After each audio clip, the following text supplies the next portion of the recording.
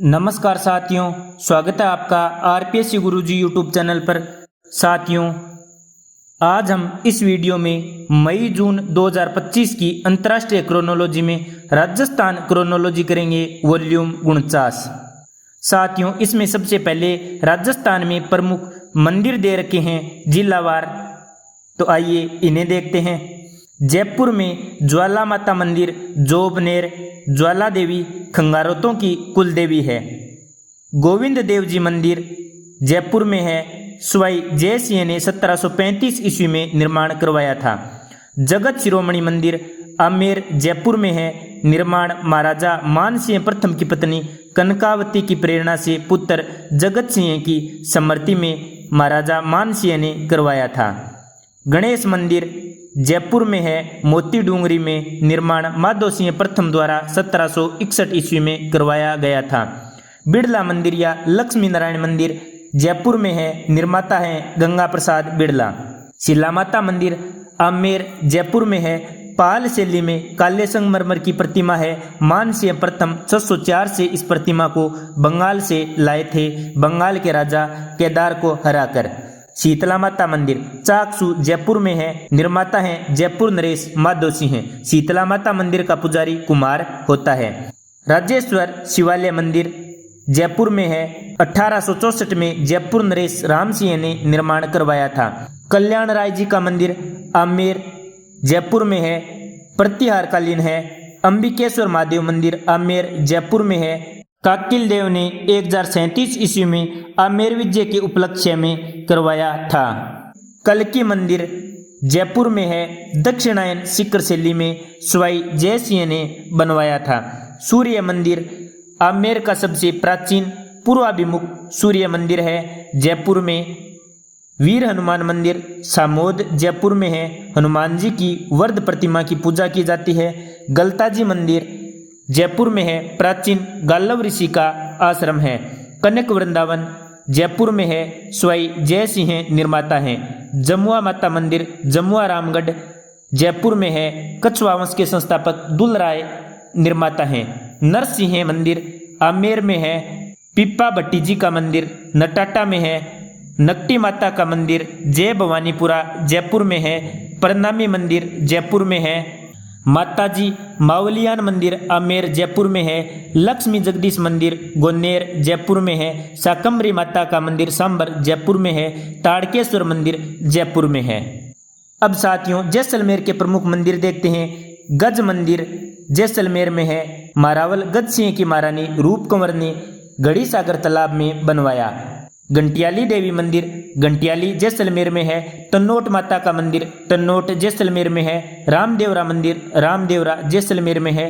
कुशाल राजेश्वरी मंदिर, टिक्कम राय मंदिर, रत्नेश्वर महादेव मंदिर, ये सभी जैसलमेर दुर्ग में है। शंभुनाथ का मंदिर जैसलमेर में है। हिंगलाज देवी मंदिर भी जैसलमेर में है। अब साथियों, जोधपुर के मंदिर देखते हैं। महामंदिर जोधपुर में है, नाथ संप्रदाय का प्रमुख तीर्थ स्थल तथा नाथ संप्रदाय की प्रमुख मंदिर महामंदिर जोधपुर है। अच्चलनाथ शिवालय राव गंगा की रानी नानक देवी या पद्मावती द्वारा निर्मित जोधपुर में है। अद्दरशिला रामदेव मंदिर जालोरिया का बास जोधपुर में है। गंगश्याम मंदिर गंगा द्वारा निर्मित जोधपुर में है। कुंज बिहारी मंदिर कटला बाजार जोधपुर में है। ज्वालामुखी मंदिर पचेटिया पहाड़ी जोधपुर में है। काला गोरा भैरू मंदिर मंडोर जोधपुर में है। सचिया माता का मंदिर ओसिया जोधपुर में है। 33 करोड़ देवी देवताओं की साल मंडोर में है। अन्य नाम है हॉल ऑफ हीरोज व वीरों की साल। चामुंडा मंदिर व मुरली मनोहर मंदिर जोधपुर दुर्ग में है। रतनाडा गणेश मंदिर जोधपुर में है। रणछोड़ जी का मंदिर जोधपुर में है। रसिक बिहारी मंदिर जोधपुर में है। खरानना देवी मंदिर जोधपुर में है। तिज्जा मांझी मंदिर जोधपुर में है। बालोतरा में सांबर माता का मंदिर पंचपदरा बालोतरा में है। हल्देश्वर मंदिर पीपलूद बालोतरा में है। नागणेची माता का मंदिर पंचपदरा बालोतरा में है। भटियाणी माता का मंदिर जसोल बालोतरा में है। मल्लीनाथ का मंदिर बालोतरा में है। पाली के मंदिर देखें तो सालेश्वर मंदिर पाली में है। महर्षि जमदग्नि की तपोस्थली है। सूर्य नारायण का मंदिर रणकपुर पाली में है। सोमनाथ मंदिर पाली में है। गुजरात के शासक कुमारपाल ने 1209 विक्रम संवत में बनाया था। बुरिया बाबा का मंदिर पाली में है। जालोर में देखें तो आपेश्वर महादेव मंदिर जालोर में है। रामसिन ग्राम में स्थित है आपेश्वर महादेव मंदिर गुर्जर प्रतिहार काल का है। सिरे मंदिर कन्यागिरी पहाड़ी पर जालोर में है। सिरे मंदिर का ही अन्य नाम रत्नेश्वर मंदिर है। आशापूर्णा मंदिर मोंदरा जालोर में है। क्षेमकारी माता मंदिर भीनमाल जालोर में है। सुंदा माता मंदिर जसवंतपुरा जालोर में है। साथियों, अब हम सिरोही के प्रमुख मंदिर देखते हैं तो रसिया बालम का मंदिर सिरोही में है, जिसे कुंवारी कन्या का मंदिर भी कहा जाता है। अचलेश्वर मंदिर सिरोही में है। अचलेश्वर मंदिर में महादेव के अंगूठे की पूजा की जाती है। सारणेश्वर मंदिर सिरोही में है। देवड़ा राजकुलों के कुल देवता हैं सारणेश्वर। अर्बुदा देवी का मंदिर माउंट आबू सिरोही में है। आरासुरी अम्बा मंदिर बामनवाड़ा सिरोही में है। बाजना गणेश मंदिर सिरोही में है। बाड़मेर के मंदिर देखें तो किराडू के मंदिर बाड़मेर में है।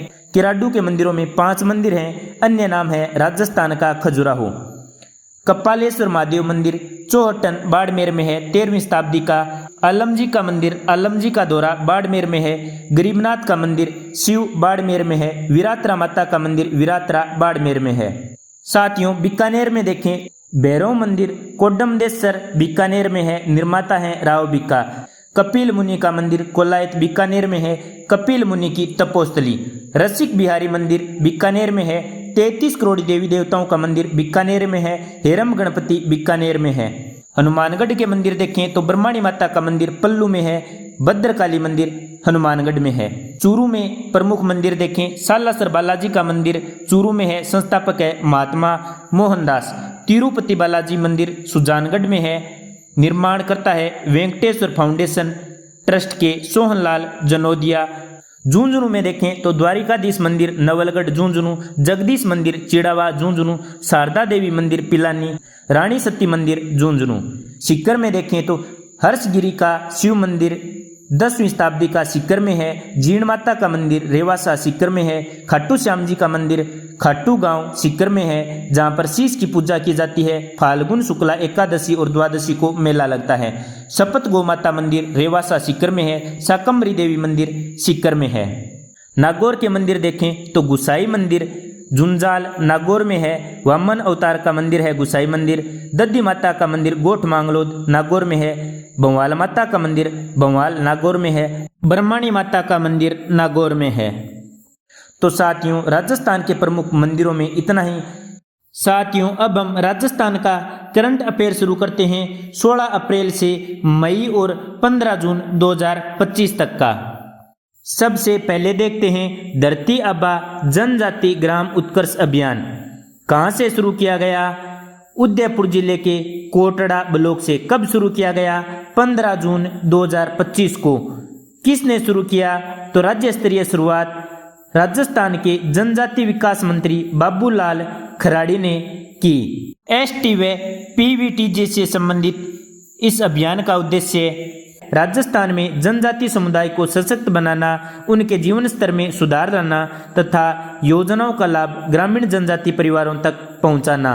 विकास का लक्ष्य क्या है?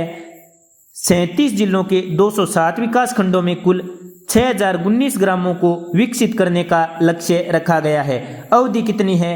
चयनित ग्रामों एवं ग्राम पंचायतों में 15 जून से 15 जुलाई 2025 तक।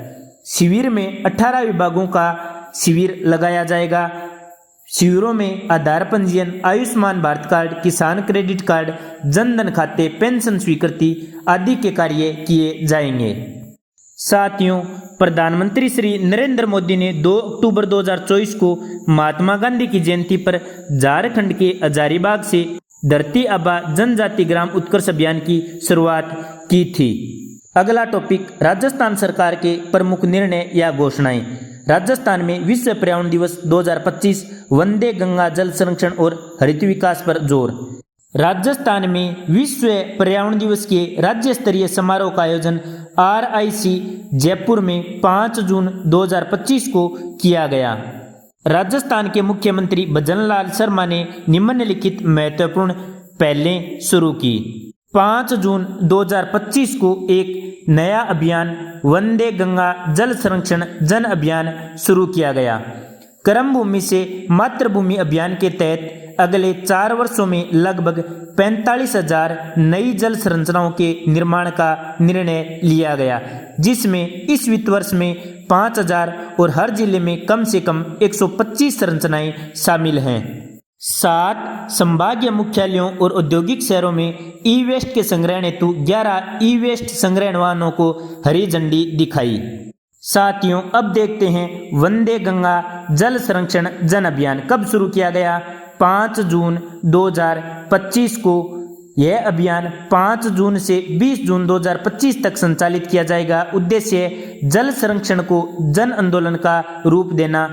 वंदे गंगा जल संरक्षण जन अभियान की नोडल एजेंसी है जल ग्रहण विकास एवं भू संरक्षण विभाग।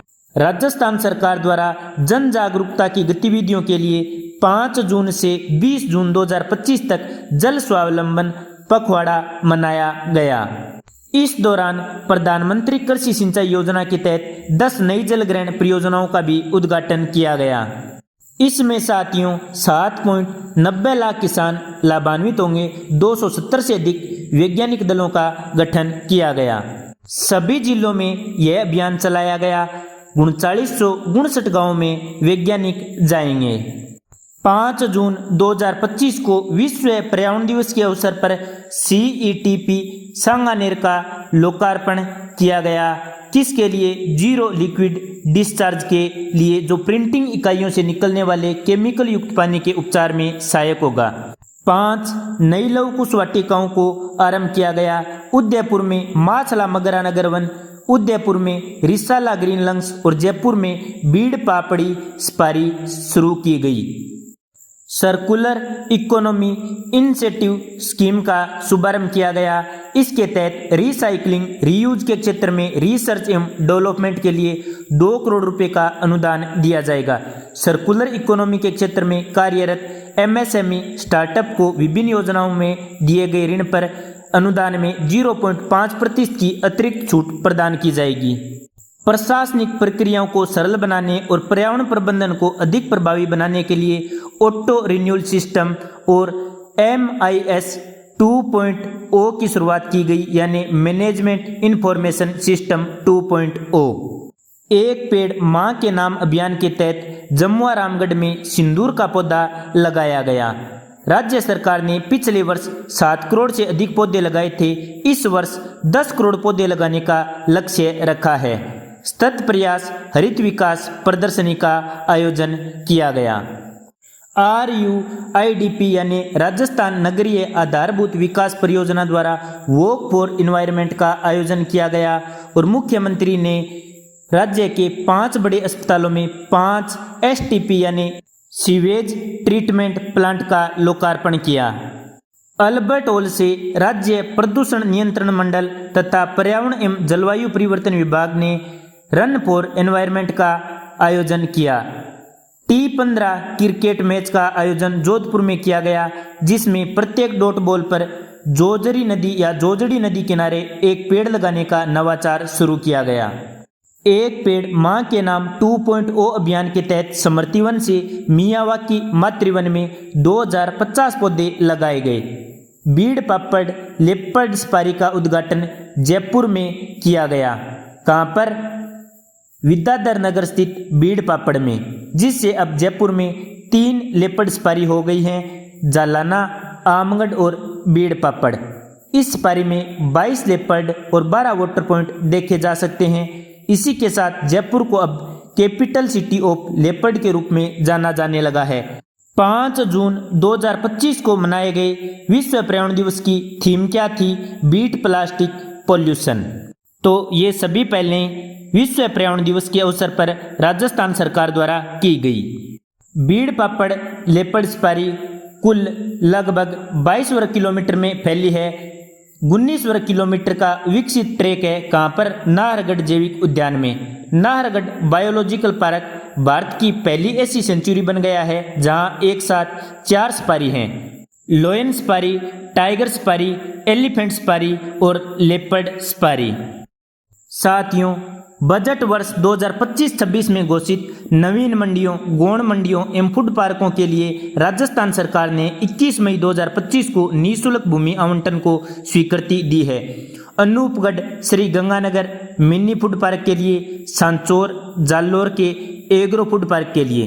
तो संबंधित निकायों को 25% डीएलसी दर पर भूमि उपलब्ध कराई गई, जो राज्य सरकार स्थानीय निकायों को प्रदान कर देगी। 12 मई 2025 को राजस्थान सरकार ने नए बिल्डिंग बॉयलेज जारी कर दिए हैं, जिसके तहत हाई राइज बिल्डिंग की परिभाषा बदल गई है।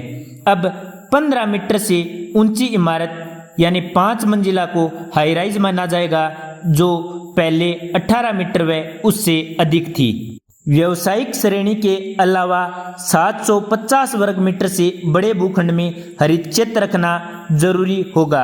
हर भूखंड पर 10 से 20% हरित क्षेत्र रखना जरूरी होगा।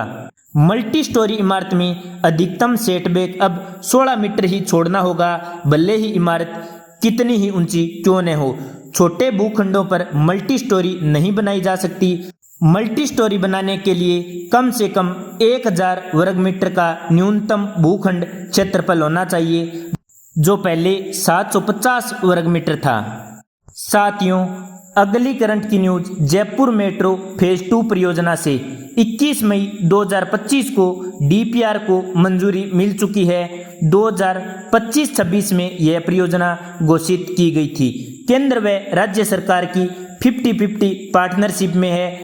इसका विकास केंद्र और राज्य सरकार की साझेदारी वाली संयुक्त company Rajasthan metro rail corporation द्वारा किया जाएगा। अनुमानित लागत 12,260 करोड़ आएगी।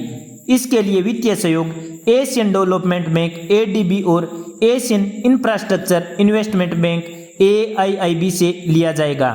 प्रस्तावित रूट है टोड्डी मोड़ से प्रहलादपुरा तक, कुल 42.80 किलोमीटर। कुल 36 स्टेशन होंगे, 34 एलिवेटेड और 2 भूमिगत। इसमें हवाई अड्डे के नवीन टर्मिनल के नीचे भूमिगत स्टेशन का भी प्रस्ताव है। इससे अब टोंक रोड, विद्याधर नगर, अंतर्राज्यीय बस टर्मिनल, SMS अस्पताल, स्टेडियम, कलेक्ट्रेट आदि आपस में जुड़ जाएंगे। अगला टॉपिक, राजस्थान सरकार द्वारा चलाए जाने वाले RTDC यानी राजस्थान टूरिज्म डेवलपमेंट कॉरपोरेशन होटलों में सैनिकों और गौरव सेनानियों को 25% की छूट दी जाएगी, वीरांगनाओं को 50% छूट दी जाएगी। साथ ही RTDC गेस्ट हाउसों में भी यह छूट दी जाएगी और यह छूट तत्काल प्रभाव से लागू की गई है। अगला टॉपिक, बालोतरा नगर विकास न्यास UIT का गठन कर दिया गया है। बालोतरा शहर सहित 120 गांव इसमें शामिल किए गए हैं। पचपदरा रिफाइनरी और पेट्रोकेमिकल जोन के चलते सुनियोजित नगरीय विकास के लिए बजट 2025-26 में इसकी घोषणा की गई थी। वर्तमान में UIT बोर्ड का चेयरमैन जिला कलेक्टर को नियुक्त किया गया है तथा इसमें 6 सदस्य हैं। अब पर्यावरण एवं आपदा प्रबंधन से संबंधित करंट अफेयर। राजस्थान का मैनार गांव और खिंचन गांव रामसर साइट घोषित कब किए गए? 4 जून 2025 को। रामसर साइट में शामिल ग्राम खिंचन कहाँ पर है? फलोदी में। और मैनार कहाँ पर है? उदयपुर में। इन दोनों के साथ अब भारत में कुल कितनी रामसर साइट हो गई हैं? 91। और राजस्थान में 4 कौन कौन सी? केवलादेव गन्ना राष्ट्रीय उद्यान जो 1981 में घोषित की गई थी, सांबर झील जो 1990 में घोषित की गई थी, और 4 जून 2025 को खिंचन और मैनार घोषित की गई हैं। केवलादेव कहाँ पर है? भरतपुर में। सांबर कहाँ पर है? जयपुर में। खिंचन फलोदी में और मैनार उदयपुर में। नीम कॉरिडोर कहाँ बनाया जाएगा? देवनारायण की जन्मस्थली आसिंद भीलवाड़ा में। किस योजना के तहत? भारत सरकार के पर्यटन मंत्रालय की प्रसाद योजना के तहत। कितने क्षेत्र में? 5 से 10 किलोमीटर के क्षेत्र में हर भक्त को एक नीम का पौधा देकर पर्यावरण बचाने का संकल्प दिलवाया जाएगा। राजस्थान में कुल 40 नगर वन या ऑक्सीजोन स्थापित किए जाएंगे। वर्तमान में राजस्थान में 22 नगर वन कार्यरत या निर्माणाधीन हैं, जिन्हें बढ़ाकर 40 किया जाएगा। पहले चरण में 13 शहरों में 22 और बाद में 18 नए नगर वन प्रस्तावित हैं, जिन्हें केंद्र सरकार को भेजा गया है। साथियों, नगर वन में जैव विविधता पार्क समृद्धि वन, तितली संरक्षण केंद्र व हर्बल गार्डन शामिल किए जाते हैं। केंद्र सरकार ने नगर वन या अर्बन फॉरेस्ट या ऑक्सीजोन विकसित करने के लिए नगरीय निकायों की सीमा को 5 से बढ़ाकर 10 किलोमीटर कर दिया है। अगला टॉपिक, सरस्वती नदी को पुनर्जीवित करने हेतु संभावित रूट पर रिसर्च होगी। इसके लिए अलग से बजट आवंटित किया जाएगा और विशेष समिति का गठन किया जाएगा। डेनमार्क की वैज्ञानिक तकनीकी की मदद ली जाएगी, जिसमें तरंगों के जरिए पेलियो चैनल यानी प्राचीन नदी मार्ग का पता लगाया जाता है। इसमें अन्य संस्थाओं में इसरो, काजरी जोधपुर और भारतीय प्रौद्योगिकी संस्थान वाराणसी को शामिल किया जाएगा। संभावित नदी मार्ग 900 किलोमीटर पश्चिमी राजस्थान में है, हनुमानगढ़ से कच्छ गुजरात तक। हरियाणा का ओट्टू हेड घग्गर नदी से जुड़ा है। राजस्थान में टिब्बी तहसील हनुमानगढ़ से प्रवेश करती है और पिल्लीबंगा, सूरतगढ़, अनूपगढ़ और रायसीनगर में प्रवाहित होती है। अगला टॉपिक, हरित अरावली योजना। अरावली ग्रीन वॉल योजना को गति देने के लिए बजट 2025-26 में हरित अरावली योजना की घोषणा की गई थी। इसके तहत वर्ष 2028-29 तक के लक्ष्यों को निर्धारित किया गया है। 2028-29 तक राजस्थान में लक्षित वनीकरण क्षेत्र 1,48,859 हेक्टर है। उदयपुर में सर्वाधिक है 18,495 हेक्टर और न्यूनतम है दौसा में 2450 हेक्टर। राज्य सरकार ने इस परियोजना के लिए बजट में 250 करोड़ रुपए का प्रावधान किया है। उद्देश्य है मिट्टी के कटाव को रोकना, क्षतिग्रस्त वन क्षेत्रों को पुनः स्थापित करना और अरावली में हरित आवरण को बढ़ाना। पर्यावरण संरक्षण में स्थानीय समुदायों की भागीदारी सुनिश्चित करना, क्षेत्र में सतत कृषि वानिकी प्रथाओं का विकास करना। इसके तहत दुर्गम इलाकों में वनों के तेजी से विस्तार हेतु ड्रोन तकनीकी का इस्तेमाल किया जाएगा। ड्रोन के माध्यम से बीज का छिड़काव किया जाएगा और ड्रोन संचालन के लिए कार्मिकों को प्रशिक्षित किया जाएगा। अत्यधिक संवेदनशील क्षेत्रों में अवैध गतिविधियों की निगरानी के लिए सीसीटीवी कैमरे लगाए जाएंगे। वनों को आग से बचाने के लिए फायर लाइन का निर्माण किया जाएगा। सुरक्षा हेतु कंक्रीट दीवारें, कांटेदार तार, चेन लिंक बाड़, झाड़ीदार बाड़ तथा सौर ऊर्जा संचालित बाड़ भी लगाई जाएगी। प्रधानमंत्री नरेंद्र मोदी ने विश्व पर्यावरण दिवस के अवसर पर 5 जून 2025 को दिल्ली के भगवान महावीर वन स्थली पार्क में पेड़ लगाकर अरावली ग्रीन वॉल परियोजना की शुरुआत की। इसे एक पेड़ मां के नाम अभियान का विस्तार बताया जा रहा है। अरावली ग्रीन वॉल परियोजना के तहत दिल्ली से लेकर गुजरात तक फैली अरावली पर्वत श्रृंखला में पेड़ लगाए जाएंगे, यानी गुजरात, राजस्थान, हरियाणा और दिल्ली में। अगला टॉपिक, 8 नए जिलों के लिए आपदा प्रबंधन प्राधिकरण का गठन। साथियों, फलोदी, बालोतरा, ब्यावर, सलम्बुर, डीग, डीडवाना कुचामन, खेरतल तिजारा एवं कोटपुतली बहरोड के लिए आपदा प्रबंधन प्राधिकरण का गठन किया गया है। अध्यक्ष होगा संबंधित जिला का जिला कलेक्टर और सह अध्यक्ष होगा जिला परिषद प्रमुख। प्राधिकरण में जिला परिषद के मुख्य कार्यकारी अधिकारी, जिला पुलिस अधीक्षक सहित अन्य विभागों के अधिकारी शामिल होंगे। अगला टॉपिक, हीटवेव इंश्योरेंस श्रमिक महिलाओं के लिए एक नई पहल। गर्मी के मौसम में खुले में काम करने वाली श्रमिक महिलाओं की हीटवेव इंश्योरेंस तापमान बीमा के जरिए आर्थिक सहायता मिलेगी। यह योजना CRA यानी क्लाइमेट रेजिलियंस फॉर ऑल और SEWA self employed women association ने मिलकर शुरू की है। योजना का उद्देश्य है अत्यधिक तापमान के कारण काम पर न जा पाने की स्थिति में महिलाओं को वित्तीय सहायता प्रदान करना। वर्ष 2025 में राजस्थान, गुजरात, उत्तर प्रदेश, असम, जम्मू कश्मीर, महाराष्ट्र और बिहार की लगभग 2.5 लाख महिलाओं को इसका लाभ मिलेगा।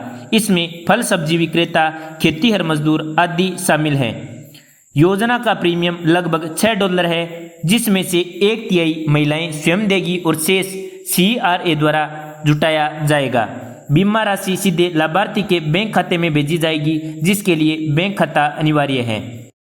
यह एक पेट्रोमेट्रिक इंश्योरेंस मॉडल है जो भारत में नया है। इसके तहत प्राकृतिक आपदाओं या जलवायु परिवर्तन की घटनाओं के आधार पर बिना लंबी प्रक्रिया के सीधे नकद सहायता दी जाती है।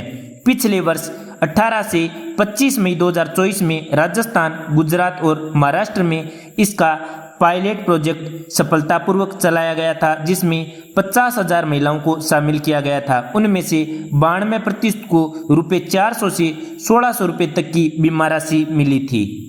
अगला टॉपिक, राजस्थान में क्लाइमेट चेंज पर रिसर्च सेंटर बनेगा, जिसमें अत्याधुनिक उपकरणों की लैब स्थापित होगी। अतिवृष्टि, सूखा, हीटवेव, तेज गर्मी, सर्दी के प्रभावों का अध्ययन किया जाएगा। अगला टॉपिक, रामदेवरा ब्रीडिंग सेंटर में पहली बार गोडावण का जन्म हुआ। यह चूजा नर गोडावण सलखा और मादा गोडावण जेरी की संतति है। पहली बार है जब रामदेवरा सेंटर से इस दुर्लभ पक्षी का जन्म हुआ है। GIB यानी प्रोजेक्ट ग्रेट इंडियन बस्टर्ड के तहत रामदेवरा स्थित ब्रीडिंग सेंटर में 6 अप्रैल 2025 को पहले गोडावण के चूजे का जन्म हुआ। इस वर्ष जन्म लेने वाला यह 7वां चूजा है। इससे पहले इसी वर्ष सम के गोडावण ब्रीडिंग सेंटर में 6 चूजे जन्म ले चुके हैं। रामदेवरा व सम स्थित ब्रीडिंग सेंटर्स को मिलाकर गोडावण की संख्या 51 हो गई है। साथियों, गोडावण को बचाने के लिए प्रोजेक्ट ग्रेट इंडियन बस्टर्ड चलाया जा रहा है। 5 जून 2013 को माननीय मुख्यमंत्री द्वारा शुरू किया गया था तथा ग्रेट इंडियन बस्टर्ड को वन्य जीव संरक्षण अधिनियम 1972 के तहत लाया गया। डेजर्ट नेशनल पार्क 3162 वर्ग किलोमीटर में जैसलमेर और बाड़मेर जिलों में फैला है। 1980 में इसे मरुस्थल राष्ट्रीय उद्यान अभ्यारण्य के रूप में अधिसूचित किया गया था। इसमें रेगिस्तानी पारिस्थितिकी तंत्र की जैव विविधता के साथ साथ ग्रेट इंडियन बस्टर्ड का भी संरक्षण किया जा रहा है। Great Indian bustard Rajasthan, Gujarat, Maharashtra और आंध्र प्रदेश में पाया जाता है। सम जैसलमेर और रामदेवरा जैसलमेर में इसके संरक्षण के लिए प्रजनन सुविधाएं स्थापित की गई हैं। अब हम राजस्थान से संबंधित आर्थिक परिदृश्य देखेंगे। केंद्रीय बिजली मंत्रालय द्वारा VGF यानी वायबिलिटी गैप फंडिंग के तहत राजस्थान को 4000 मेगावाट ओवर की बैटरी ऊर्जा भंडारण प्रणाली का आवंटन किया गया है। इसके लिए 18 लाख प्रति मेगावाट आवर की दर से 720 करोड़ रुपए की केंद्रीय सहायता प्रदान की गई है। VGF के तहत भारत सरकार के पावर सिस्टम डेवलपमेंट फंड से सहायता दी जाएगी। भारत सरकार ने 30 गीगावाट घंटे की BESS क्षमता के विकास के लिए VGF के तहत सहायता देने का निर्णय लिया है। इसमें से 25 गीगावाट घंटे की क्षमता 15 राज्यों को और 5 गीगावाट आवर की क्षमता NTPC को आवंटित की गई है। अगला टॉपिक, रावतबाटा में पंप स्टोरेज प्रोजेक्ट को मंजूरी मिली है। सुखपुरा गांव रावतबाटा में एक पहाड़ी पर पानी एकत्रित कर बिजली उत्पादन करने के लिए 2560 मेगावाट के पंप स्टोरेज को मंजूरी दी गई है। यह प्रोजेक्ट ग्रीनको द्वारा सुखपुरा में लगाया जाएगा। इसके बाद रावतबाटा पंप स्टोरेज प्रोजेक्ट से बिजली बनाने वाला सबसे बड़ा राज्य का उत्पादक हब बन जाएगा। पहले ही परमाणु बिजली उत्पादन में और पन बिजली घर में रावतबाटा का प्रमुख स्थान है। पंप स्टोरेज प्रोजेक्ट के लिए टाकरदा माला देवी सिंचाई परियोजना और ब्राह्मणी नदी से पानी लिया जाएगा। सुखपुरा में प्रस्तावित 2560 मेगावाट पंप स्टोरेज प्रोजेक्ट में 857 हेक्टेयर भूमि उपयोग में आएगी। इसमें से 735 हेक्टेयर भूमि वन विभाग की है। अगला टॉपिक, नागौरी पान मेथी मसाला भारत सरकार के मसाला बोर्ड की अनुसूची 1 में शामिल। भारत सरकार के मसाला बोर्ड की सूची में 53वें नंबर पर इसे शामिल किया गया है। नागौरी पान मेथी नागौर जिले के मुंडवा, खियूसर, नागौर व मेड़ता तहसील क्षेत्र में विशेष रूप से उगाई जाती है। अगला टॉपिक, हिंदुस्तान जिंक 3.3 गुना वाटर पॉजिटिव कंपनी बन गई है। यह उपलब्धि DNV business insurance India private limited द्वारा स्वतंत्र रूप से स्थापित की गई है। वर्ष 2025 के प्रारंभ में कंपनी ने 4000 किलोलीटर प्रतिदिन जीरो लिक्विड डिस्चार्ज प्लांट का उद्घाटन रामपुरा अगुचा में किया था। रामपुरा अगुचा कहाँ पर है? भीलवाड़ा में। और किससे संबंधित है? सीसा जस्ता के उत्पादन से संबंधित है, यानी जिंक के उत्पादन से संबंधित है। अगला टॉपिक, प्रधानमंत्री नरेंद्र मोदी ने बीकानेर से 103 अमृत भारत स्टेशनों का उद्घाटन 22 मई 2025 को किया। इसी के साथ 26,000 करोड़ की विभिन्न परियोजनाओं का शिलान्यास किया। राजस्थान के 8 स्टेशन कौन से हैं? देशनोक, गोगामेड़ी, बूंदी, मांडलगढ़, गोविंदगढ़, मंडवार महुआ रोड, फतेहपुर, शेखावाटी और राजगढ़। हर स्टेशन पर स्थानीय वास्तुकला व सांस्कृतिक तत्वों को संजोते हुए आधुनिक सुविधाएं प्रदान की गई हैं। अमृत भारत स्टेशन योजना के तहत पूरे भारत में 1 लाख करोड़ की लागत से 1300 प्लस स्टेशन पुनर्विकसित किए जा रहे हैं। इसी के साथ रेल विद्युतीकरण परियोजनाओं का भी उद्घाटन किया। इसके अलावा निप्को की 300 मेगावाट ग्राउंड माउंटेड सौर परियोजना का उद्घाटन बीकानेर में किया।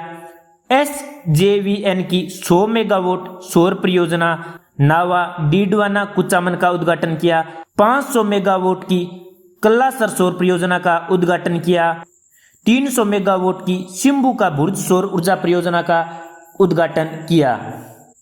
राज्य में 3 विद्युत परियोजनाओं का भी उद्घाटन किया।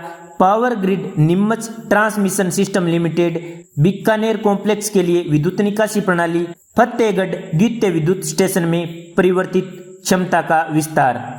झुंझुनू जिले में ग्रामीण जल आपूर्ति और फ्लोरोसिस निवारण परियोजना की आधारशिला रखी। अमृत 2.0 के तहत पाली जिले के 7 शहरों के लिए शहरी जल आपूर्ति योजना के पुनर्गठन की शुरुआत भी प्रधानमंत्री नरेंद्र मोदी ने इस अवसर पर की। अगला टॉपिक, अलवर में 19 मई 2025 को मुख्यमंत्री श्री भजनलाल शर्मा ने अलवर दुग्ध संघ दिवस कार्यक्रम में श्वेत क्रांति द्वितीय चरण का शुभारंभ किया। इसके अंतर्गत अलवर में 700 नई डेयरी बनाने का काम किया जाएगा। इसके लिए 125 करोड़ रुपए का बजट में आवंटन किया गया।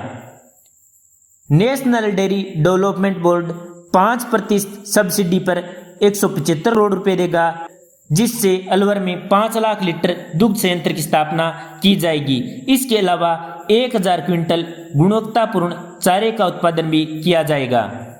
अगला टॉपिक, RCDF एवं जिला संघों का लाभ 400 करोड़ रुपए से अधिक पहुंचा। कुल लाभ में 34% की वृद्धि हुई है। RCDF के टर्नओवर में पिछले वर्ष की तुलना में 15.40% की वृद्धि दर्ज की है और 2024-25 वित्त वर्ष के लिए टर्नओवर 9505.14 करोड़ यानी लगभग 10,000 करोड़ रुपए पहुंच चुका है। अगला टॉपिक, राजस्थान के अब्बू रोड से गुजरात के तिरंगा हिल यानी अंबाजी से होते हुए 116.654 किलोमीटर लंबा रेलवे ट्रैक बनाया जा रहा है, जिसमें 11 सुरंगों का निर्माण प्रस्तावित है। राजस्थान क्षेत्र में 32.654 किलोमीटर की 6 सुरंगें बनाई जाएंगी। गुजरात क्षेत्र में 84 किलोमीटर की 5 सुरंगें बनाई जाएंगी। इस परियोजना की सबसे लंबी सुरंग 2270 मीटर की है, जो अब्बू रोड से अंबाजी के बीच गुजरात सीमा में स्थित है। 2026 तक इनका निर्माण कार्य पूरा कर लिया जाएगा। अगला टॉपिक, सांगरी को GI टैग मिला है। मुख्य रूप से बीकानेर, बाड़मेर और जैसलमेर जिलों में उगाई जाती है। राजस्थान का 17वां उत्पाद है जिसे GI टैग मिला है। इससे पहले 16वें उत्पाद के रूप में सोजत मेहंदी को GI टैग मिला था। अगला टॉपिक, राजस्थान में राइफल मशीनगन का विनिर्माण संयंत्र स्थापित होगा 1500 करोड़ रुपए के निवेश से। आत्मनिर्भर भारत और मेक इन इंडिया अभियान का हिस्सा होगा। इसकी स्थापना बोरनाड़ा जोधपुर में की जाएंगी, जबकि अन्य पुर्जे जयपुर में बनेंगे। यहाँ multi barrel machine gun 6000 round प्रति मिनट और सैन्य ग्रेड स्नाइपर राइफल बनेंगी, जिन्हें भविष्य में एंटी एयरक्राफ्ट सिस्टम में अपग्रेड किया जा सकेगा। राइजिंग राजस्थान के तहत यह मील का पत्थर साबित होगा। अगला टॉपिक, राजस्थान सरकार अजमेर जिले की बिनाई तहसील के गांव कन्नई कल्ला में 106 हेक्टेयर से अधिक भूमि पर नवीन औद्योगिक क्षेत्र स्थापित करेगा। भू राजस्व एक्ट 1956 की धारा 92 के तहत गैर प्रदूषणकारी औद्योगिक इकाइयों के लिए भूमि आवंटित की गई है। औद्योगिक क्षेत्र का विकास रिको द्वारा किया जाएगा। अगला टॉपिक, राजस्थान का पहला स्वचालित या ऑटोमेटिव हाईटेक बांध कौन सा है? इरसदा बांध। किस नदी पर है? बनास नदी पर। कहां पर स्थित है? सवाई माधोपुर और टोंक जिले की सीमा पर। निर्माण लागत कितनी आई है? 618 करोड़। टेक्नोलॉजी स्वीडन से आयातित की गई है। 28 गेट हैं। पहले चरण में दौसा और सवाई माधोपुर को पेयजल उपलब्ध कराया जाएगा। इसके अलावा रामजल सेतु लिंक योजना के तहत जयपुर के रामगढ़ बांध को भी पानी उपलब्ध करवाया जाएगा। अगला टॉपिक, केंद्र सरकार द्वारा पहली बार पोटास ब्लॉकों की नीलामी की गई है। भारत में पोटास खनन की शुरुआत राजस्थान से हुई। राजस्थान के 2 खनन block Jorkiya Stripura Khunja block Hanumangarh OIL को यानी ऑयल इंडिया लिमिटेड को, दूसरा Jhandawali Sitapura block Hindustan zinc limited को आवंटित किया गया है। शुरुआत में राजस्थान में 32.47 वर्ग किलोमीटर क्षेत्र में पोटास खनन की योजना बनाई गई। बीकानेर के श्री डूंगरगढ़ तहसील के लखासर में 18.30 वर्ग किलोमीटर और हनुमानगढ़ के रावतसर तहसील के भरूसरी में 14.17 वर्ग किलोमीटर क्षेत्र शामिल है। भारत में उपलब्ध पोटास का 95% से अधिक भाग राजस्थान में पाया जाता है। बीकानेर, हनुमानगढ़, श्रीगंगानगर, चूरू और नागौर जिलों में करीब 30,000 वर्ग किलोमीटर क्षेत्र में पोटास पाया जाता है। बीकानेर, हंसेरा, अर्जुनसर, गढ़सीसर, जेतपुरा, सतीपुरा, भरूसरी और लाखासर के आसपास 2% पोटेशियम युक्त पोटास वाले 8 बेसिनों की पहचान की गई है। इसमें सीतापुरा, भरूसरी और लाखासर उपबेसिन को श्रेष्ठ माना गया है। अगला टॉपिक, उत्तर पश्चिमी रेलवे जोन में कवच 4.0 स्थापित होगा। 1568 किलोमीटर ट्रेन को स्वदेशी कवच से लेस किया जाएगा। हाई रिस्क जोन माने जाने वाले क्षेत्र रेवाड़ी जयपुर, अजमेर पालनपुर, अजमेर चित्तौड़गढ़ उदयपुर, फुलेरा जोधपुर, लूणी सदमड़ी में लगाया जाएगा। अगला टॉपिक, राजस्थान में राजस्थान ग्रामीण बैंक का गठन किया गया है। 1 मई 2025 से यह बैंक क्रियाशील हो गया है। राजस्थान के मरुद्रा ग्रामीण बैंक एवं बड़ौदा राजस्थान क्षेत्रीय ग्रामीण बैंक का विलय कर राजस्थान ग्रामीण बैंक का गठन किया गया है। इस बैंक का कार्य क्षेत्र पूरा राजस्थान है। SBI द्वारा मुकेश भारतीय को इस बैंक का अध्यक्ष नियुक्त किया गया है। इस बैंक की राजस्थान में कुल 1593 शाखाएं हैं। अगला टॉपिक, जैसलमेर में 1.3 गीगावाट के सौर ऊर्जा संयंत्र का उद्घाटन 17 अप्रैल 2025 को किया गया। जैसलमेर में कहां पर? बिनाजपुरा गांव में। किस कंपनी का? रिन्यू कंपनी का। यह देश का ऐसा पहला सोलर प्लांट है जो पूरी तरह मेक इन इंडिया है। इसमें 100% मेड इन इंडिया सौर पैनल लगे हैं। 90% जयपुर में बने हैं। यह प्लांट पोखरण और बनियाना तहसील में लगभग 3500 एकड़ में विस्तृत है। रिन्यू कंपनी डिस्कॉम को 2.18 प्रति यूनिट दर पर सप्लाई करेगी। इससे सालाना करीब 2490 मिलियन यूनिट बिजली मिलेगी।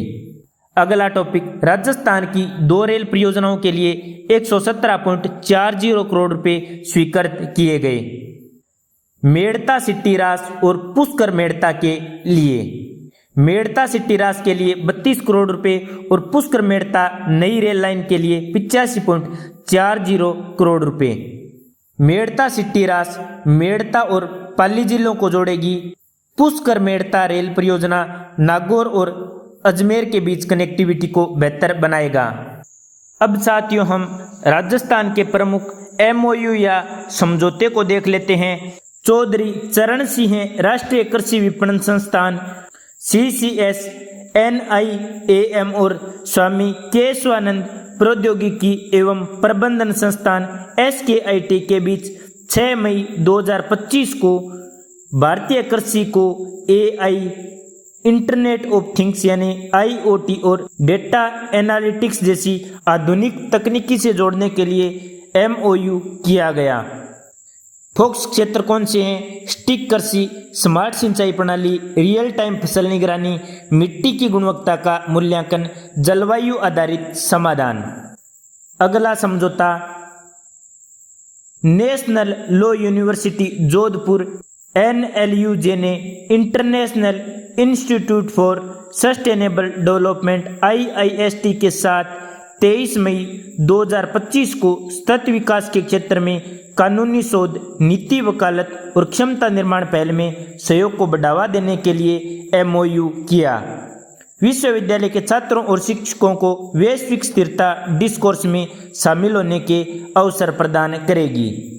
अगला MOU जयपुर नगर निगम और रूस के आर्खोनगेल्स क्षेत्र के सेवेराडविस्क शहर के मध्य एक MOU किया गया।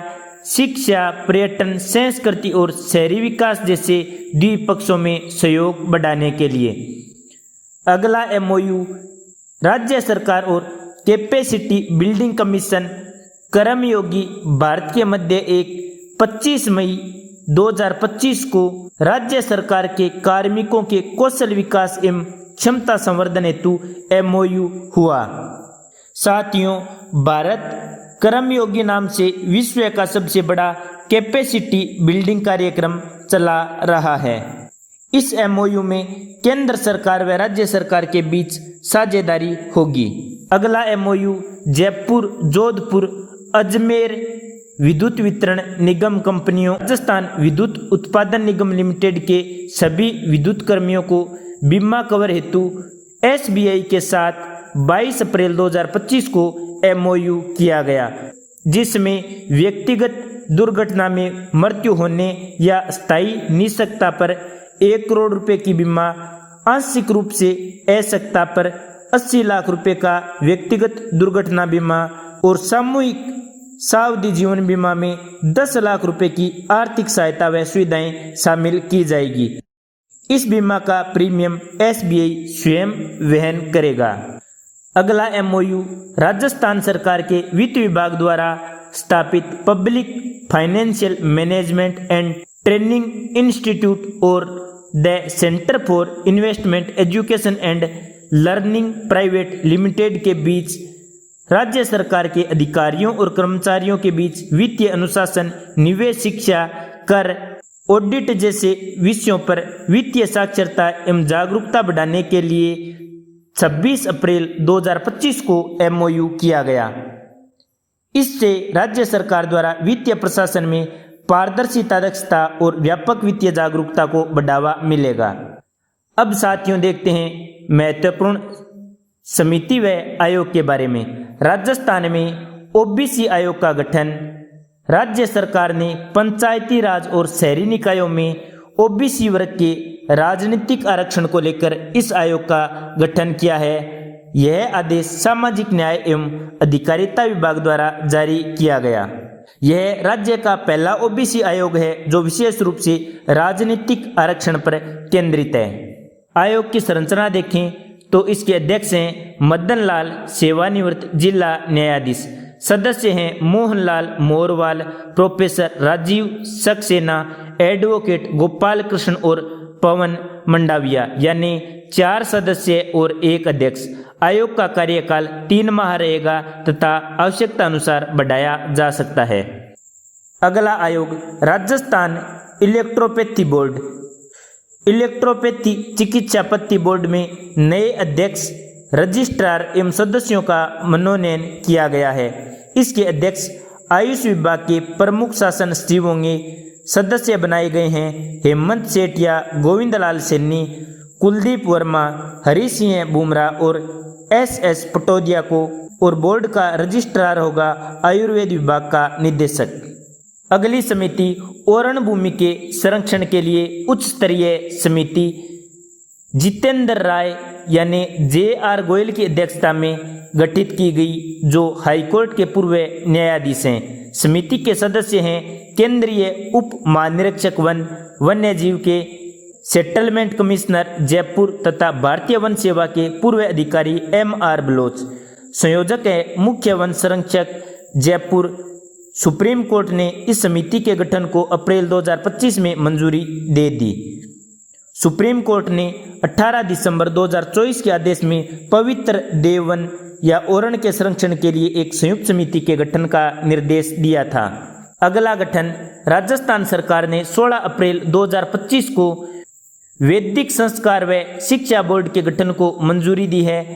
प्रोफेसर गणेशी लाल सुतार इसके पहले अध्यक्ष बनाए गए हैं। Rajendra Prasad Mishra, doctor Kailash Chaturvedi, professor Narpat Singh Rathore, Naresh Chand Sharma, Bhavani Shankar Sharma, professor Hareshwar Chhimpa सहित 6 सदस्य बनाए गए हैं। बोर्ड राज्य स्तर की ओर से संभाग स्तर पर नव स्थापित किए जा रहे आदर्श वेद विद्यालय व 3 वैदिक गुरुकुल सहित राज्यों में संचालित सभी वेद विद्यालयों और वेद पाठशालाओं का संचालन करेगा।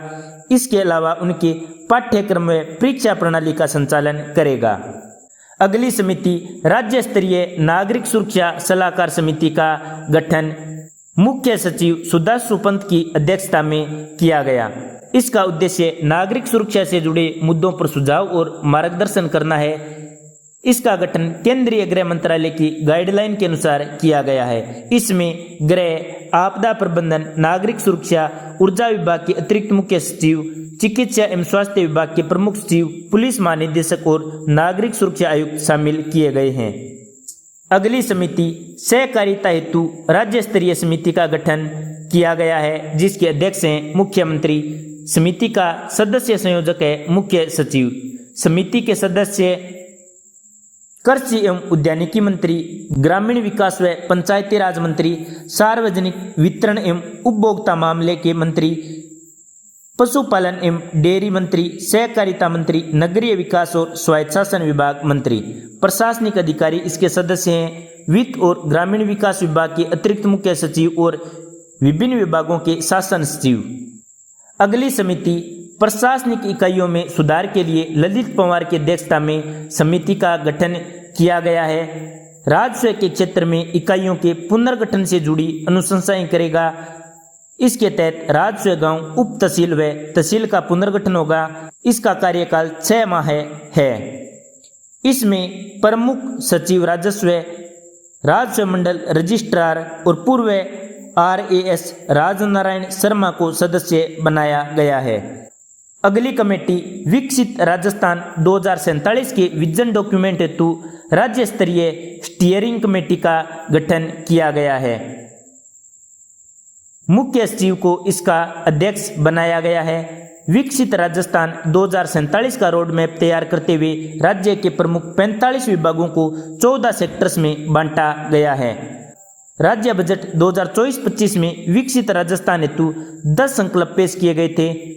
यह समिति विकसित राजस्थान 2047 के लिए विजन डॉक्यूमेंट तैयार करेगी। राजस्थान में वर्ष 2025-26 के लिए विधानसभा समितियों का गठन किया गया है। गठन किसने किया है? विधानसभा अध्यक्ष वासुदेव देवनानी ने। साथियों, समिति और अध्यक्ष जनलेखा समिति के टिक्काराम जूली, प्राकलन समिति के अर्जुन लाल जी नगर, प्राकलन समिति ख के बाबू सिंह राठौड़, राज्य उपक्रम समिति के कालीचरण सरापा, सामान्य प्रयोजन संबंधी समिति के वासुदेव देवनानी, नियम समिति के वासुदेव देवनानी, पर्सन एवं संदर्भ समिति के संदीप शर्मा, महिला एवं बालकों के कल्याण संबंधी समिति के कल्पना देवी, पिछड़े वर्गों के कल्याण संबंधी समिति के नरेंद्र बुडानिया, अनुसूचित जाति कल्याण समिति के विश्वनाथ मेघवाल, ST के फूल सिंह मीणा गृह तथा स्थानीय निकायों और पंचायती राज संस्थाओं संबंधी समिति के जितेंद्र कुमार गोठवाल, पुस्तकालय एवं सरकारी आश्वासन संबंधी समिति के हरि सिंह रावत, याचिका व सदाचार समिति के कैलाश चंद वर्मा, विशेषाधिकार एवं अधीनस्थ विधान संबंधी समिति के केसाराम चौधरी, अल्पसंख्यकों के कल्याण एवं पर्यावरण संबंधी समिति के दयाराम परमार। इसके अलावा देखें तो कार्य सलाहकार समिति के वासुदेव देवनानी हैं। राजस्थान कोचिंग सेंटर नियंत्रण और विनियमन विधेयक 2025 पर गठित परवर समिति के अध्यक्ष डॉक्टर प्रेमचंद बेरवा हैं और 4 इसके सदस्य हैं। राजस्थान भू राजस्व संशोधन एवं विधिमान्यकरण विधेयक 2025 पर गठित परवर समिति के अध्यक्ष या सभापति श्री हेमंत मीणा हैं और 14 इसके सदस्य हैं। सामान्य प्रयोजन संबंधी समिति में मुख्यमंत्री भजनलाल शर्मा सदस्य बनाए गए हैं। अब साथियों प्रमुख योजनाएं एवं कार्यक्रम देखते हैं तो राजस्थान वाहिनी भारत गौरव पर्यटक ट्रेन 6 जून 2025 को वरिष्ठ नागरिक तीर्थ यात्रा योजना 2025-26 के लिए शुरू की गई। इसके तहत प्रथम वातानुकूलित ट्रेन को हरी झंडी दिखाकर भजनलाल शर्मा ने दुर्गापुरा रेलवे स्टेशन से रवाना किया। इससे नागरिकगण रामेश्वरम एवं मदुरई की तीर्थ यात्रा करेंगे। इस वर्ष 50,000 वरिष्ठ जनों को पहली बार ऐसी ट्रेन से 13 विभिन्न तीर्थ स्थलों की यात्रा करवाई जा रही है। अगली परियोजना माही बांसवाड़ा परमाणु ऊर्जा परियोजना। हाल ही में AERB यानी एटॉमिक एनर्जी रेगुलेटरी बोर्ड ने MBRAPP Banswara Rajasthan atomic power project 1 से 4 के लिए साइटिंग सहमति दे दी है। यह परियोजना राजस्थान की दूसरी न्यूक्लियर साइट होगी। इसके तहत 700 मेगावाट क्षमता के 4 परमाणु रिएक्टर स्थापित किए जाएंगे। इससे अगले 10 वर्षों में 2800 मेगावाट बिजली का उत्पादन हो सकेगा। अगली परियोजना सिल्लीसेड परियोजना। मुख्यमंत्री भजनलाल शर्मा ने 19 मई 2025 को सिल्लीसेड क्षेत्र से नलकूप और पाइपलाइन के माध्यम से अलवर शहर की पेयजल आपूर्ति बढ़ाने हेतु 23.27 करोड़ की लागत से पेयजल संवर्धन योजना सिल्लीसेड पेयजल परियोजना का शिलान्यास किया। अगली योजना मुख्यमंत्री आयुष्मान आदर्श ग्राम पंचायत योजना। स्वस्थ ग्राम समृद्ध राजस्थान की अवधारणा को साकार करने के लिए यह योजना शुरू की गई। यह एक जन भागीदारी आधारित स्वास्थ्य मॉडल है। इसका उद्देश्य ग्रामीण स्तर पर समग्र स्वास्थ्य सेवाओं को सुदृढ़ करना और स्वास्थ्य के महत्वपूर्ण मानकों पर जन भागीदारी से कार्य करना। प्रत्येक ब्लॉक से एक ग्राम पंचायत को चुना जाएगा जो 10 स्वास्थ्य मानकों पर 100% उपलब्धि दर्ज करेगी। चयनित ग्राम पंचायत को प्रमाण पत्र और 11 लाख रुपए की राशि दी जाएगी। ग्राम पंचायत का मूल्यांकन कलेक्टर द्वारा नियुक्त अधिकारी और चिकित्सा विभाग के विशेषज्ञों द्वारा किया जाएगा। 10 हेल्थ इंडिकेटर या स्वास्थ्य संकेतांक है। टीबी मुक्त ग्राम पंचायत 100% संस्थागत प्रसव पूर्व देखभाल 12 सप्ताह में ANC पंजीकरण और कम से कम 4 जांचें, सभी बच्चों का 100% टीकाकरण, 100% हाइपरटेंशन और डायबिटीज की स्क्रीनिंग, सभी योग्य नागरिकों का माँ योजना और PMJY कार्ड, 100% टोबैको मुक्त ग्राम पंचायत, 60+ उम्र के नागरिकों की नियमित स्वास्थ्य जांच, 100% मोतियाबिंद की जांच एवं उपचार, खसरे का 100% टीकाकरण। अगली योजना चंबल नदी पर एक्वाडक्ट निर्माण को मंजूरी। रामजल सेतु लिंक परियोजना के प्रथम चरण में राष्ट्रीय वन्य जीव बोर्ड से स्वीकृति मिल गई है। इसके माध्यम से कूल नदी पर रामगढ़ बांध, पार्वती नदी पर मैलपुर बांध और कालीसिंध नदी पर नवनेरा बांध का पानी चंबल नदी को पार करते हुए मेज बैराज में डाला जाएगा। इसके बाद इस पानी को बिसलपुर और इरसदा बांध तक लिफ्ट सिस्टम के जरिए पहुंचाया जाएगा। एक्वाडक्ट की लंबाई लगभग 2280 मीटर होगी।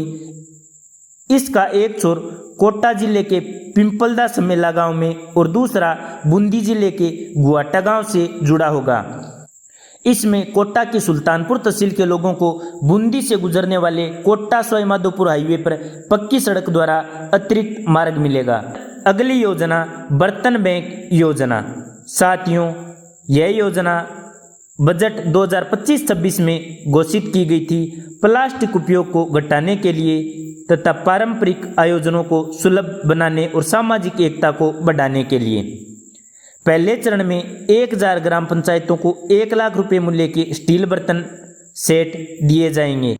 पहला बैंक कोटा जिले की रामगंज मंडी विधानसभा क्षेत्र की खेराबाद पंचायत समिति में स्थापित किया जाएगा, जिसका संचालन खेराबाद पंचायत समिति करेगी। पंचायतों और स्वयं सहायता समूह पहले आओ पहले पाओ के आधार पर चुने जाएंगे। अब विधायक अपने स्थानीय क्षेत्र विकास कोष यानी MLA/LAD फंड से प्रति विधानसभा कार्यालय में एक पंचायत को 1 लाख रुपए तक की अनुशंसा कर सकेंगे, जिससे अधिक पंचायतों को लाभ मिल सके। इसके लिए ग्रामीण विकास विभाग द्वारा विधायक स्थानीय क्षेत्र विकास योजना की मार्गदर्शिका में क्रमांक 52 पर यह प्रावधान जोड़ा गया है। बर्तन बैंक संरचना में प्रति पंचायत 400 बर्तन, एक बर्तन सेट में 6 बर्तन, बर्तन का किराया 3 रुपये प्रति बर्तन। अगली योजना बंदी पशु प्रयोजन योजना यानी कैपेटिव एनिमल स्पॉन्सरशिप स्कीम। प्रदेश में वन्य जीव संरक्षण के लिए यह योजना शुरू की गई है। अब आमजन भी चिड़ियाघर, बायोलॉजिकल पार्क के वन्य जीवों को गोद ले सकेंगे। यह परियोजना 1 माह से लेकर 5 वर्ष तक की अवधि के लिए हो सकती है। राजस्थान के अतिरिक्त कोलकाता प्राणी उद्यान, कर्नाटक के मैसूर चिड़ियाघर, ओडिशा के नंदनकानन चिड़ियाघर और विशाखापट्टनम चिड़ियाघर में इस प्रकार की परियोजना शुरू हो चुकी हैं। अगली योजना अधिस्वीकृत पत्रकारों के बच्चों की उच्च शिक्षा हेतु छात्रवृत्ति योजना। इसकी घोषणा बजट वर्ष 2024-25 में की गई थी। सूचना एवं जनसंपर्क विभाग द्वारा इसकी अधिसूचना जारी की गई। इस योजना के तहत राज्य के सभी अधिस्वीकृत पत्रकारों के बच्चों के लिए राष्ट्रीय स्तर के उच्च शिक्षण संस्थाओं में अध्ययन हेतु वित्तीय सहायता उपलब्ध करवाई जाएगी। योजना के तहत आवेदक छात्र या छात्रा के माता पिता में से किसी एक व्यक्ति को सूचना एवं जनसंपर्क विभाग राजस्थान से अधिस्वीकृत पत्रकार होना आवश्यक है। इनकी आजीविका पूर्णतः पत्रकारिता पर निर्भर हो तथा अभ्यर्थी की स्वयं की वार्षिक आय को सम्मिलित करते हुए अधिकतम 5 लाख से कम हो। योजना में अधिस्वीकृत पत्रकारों के 2 बच्चे पात्र होंगे। अगली योजना मुख्यमंत्री युवा रोजगार प्रोत्साहन योजना। निजी क्षेत्र में पहली बार नौकरी पाने वाले युवाओं को प्रोत्साहन देने के लिए यह योजना शुरू की गई। इसमें एक बार में 10,000 रुपये की प्रोत्साहन राशि दी जाती है। सभी रोजगार कार्यालयों के लिए गाइडलाइन जारी कर दी है। बजट 2025-26 में संगठित निजी क्षेत्र में पहली बार नौकरी पाने वाले युवाओं को प्रोत्साहन देने के लिए इस योजना की घोषणा की गई थी।